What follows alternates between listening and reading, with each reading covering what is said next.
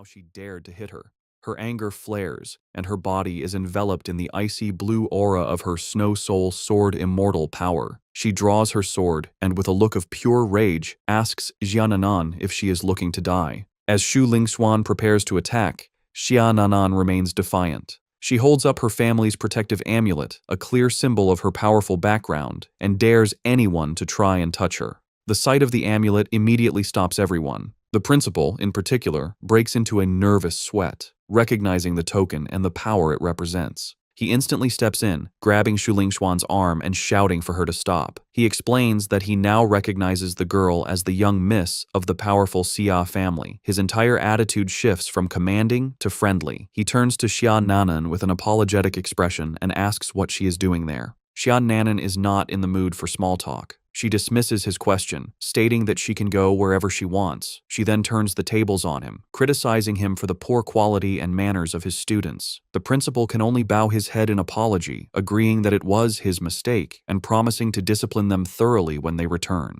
But Xia Nanan is not finished. She points an accusatory finger at Shu Linguan and demands that the principal make her apologize to Ye Chuan. This leaves Shu Linguan stunned, her mind reeling with the realization that this girl is the daughter of the great Xia Beihai, and she cannot understand why such a high-status person would be with Ye Chuan. The principal, desperate to not offend the Xia family, sternly orders Shu Linguan to apologize immediately. Cornered and humiliated, Shu Linguan offers a reluctant, quiet apology to Ye Chuan, her eyes downcast. Internally, however, her face is a mask of pure fury. She silently vows that the Shi family will pay for this insult. Having had enough of the drama, Ye Chuan tells Xiananan that they should go. As they turn to leave, the defeated Liu Jing Long, still on the ground, cries out for them to stop. He demands that Ye Chuan return his spirit weapon. Ye Chuan, with the stolen sword on his back, looks over his shoulder with a smirk. He taunts Liu Jing Long, challenging him to come and take it back himself if he can, stating that he is ready for a fight anytime. Xiananan blows a playful raspberry at the defeated rival. Liu Jing Long can only clutch his chest, seething with anger. As Ye Chuan walks away, Liu Jing Long screams a final furious threat, telling him to just wait.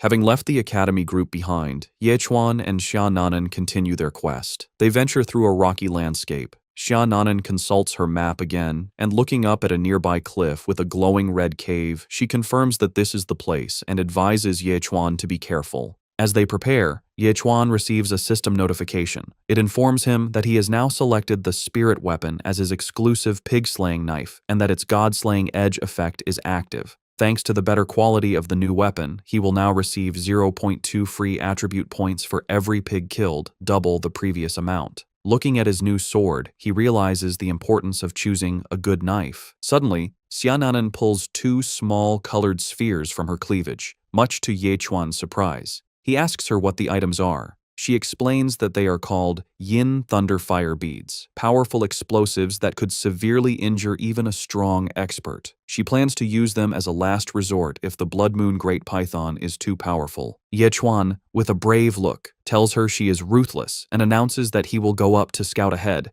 He expertly climbs the cliff face, using his new sword to help him. He reaches a ledge covered in beautiful glowing red flowers. To his surprise, Xiananan is already there, having found an easier path.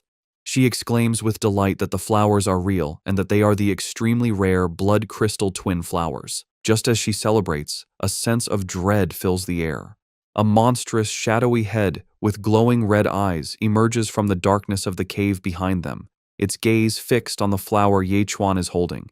Ye Chuan is stunned by the sudden appearance of the massive creature. The beast is revealed to be the Blood Moon Great Python, and from Ye Chuan's unique perspective, its snake head has the features of a pig's snout. The monstrous pig snake looms over him, and Ye Chuan, completely unfazed, casually asks it what it is looking at and if it has never seen a flower before. Ye Chuan continues to taunt the monstrous pig snake, asking if it has never seen someone picking flowers before. The massive creature seems confused by his bold attitude for a moment. Seizing the opportunity, Ye Chuan grabs the flower and runs, leaping away from the beast's perch. From the opposite cliff, Xiananan sees him fleeing and yells at him to act quickly. Seeing the massive python about to strike, she warns him to be careful and throws one of her Yin Thunder Fire beads with all her might. The bead flies through the air and explodes in a massive, fiery blast right in the python's face, throwing Ye Chuan to the ground. Xiaonanan rushes to his side, anxiously asking if he is all right.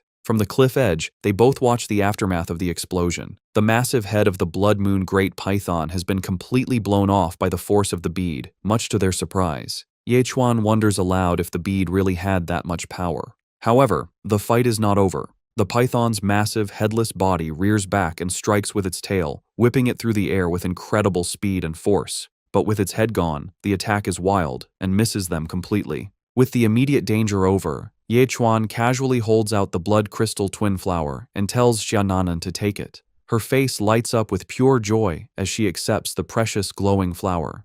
After the excitement, Yechuan asks her what the flower is used for. Xiaonanan explains that the blood crystal twin flower is a mutated version of the snow moon flower. While the regular flower can only slow aging, the blood crystal twin flower can grant eternal youth. She says there is no woman in the world who would not want such a treasure. Yechuan listens intently and, with a new sense of purpose, kneels down and grabs his sword. He realizes that if the flower has such an effect, his own mother would surely love it too. As Yechuan leaps away to another cliffside, Xiaonanan watches with a hopeful expression.